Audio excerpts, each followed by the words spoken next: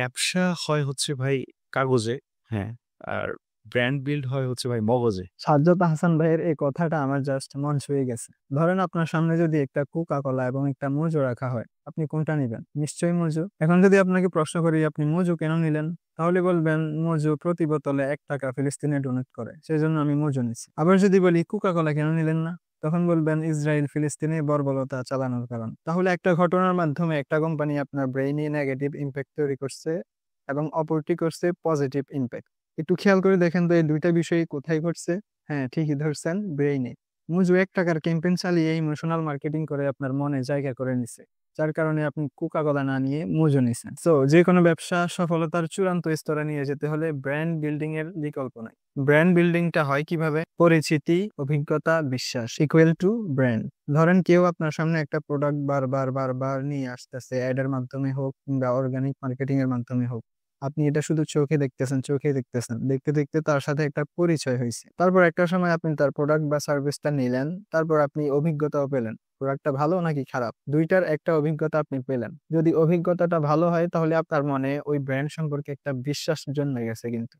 আর এই যে আপনার মনে একটা বিশ্বাস জন্মে গেল, এটাই হচ্ছে ব্র্যান্ড। এখন আপনি বলতে পারেন, ভাই আমার তো দারাজ কিংবা বিকাশের মতো বড় বড় কোম্পানি নাই এবং টাকাও নাই যে শুধু অ্যাড চালিয়ে চালিয়ে মানুষের সামনে যাব, ব্র্যান্ড বিল্ডিং করব। এটার একেবারে সহজ সমাধান হচ্ছে পার্সোনাল ব্র্যান্ডিং তৈরি করা। পার্সোনাল ব্র্যান্ডিং হচ্ছে এই যে আপনি আমার ভিডিও দেখতেছেন, আমার ভিডিওর মাধ্যমে আপনি কিছু নলেজ পাচ্ছেন, আপনার মনে আমার একটা জায়গা তৈরি হচ্ছে, এটাই হচ্ছে পার্সোনাল ব্র্যান্ডিং। ব্র্যান্ডিং অনেক ধরনেরই হয়, এর মধ্যে পার্সোনাল ব্র্যান্ডিং তৈরি করতে তেমন কোনো খরচপত্র লাগে না বললেই চলে। আপনার যদি কোনো দক্ষতা থাকে, আপনি সেগুলো অনলাইনে মানুষকে শেখানো শুরু করতে পারেন।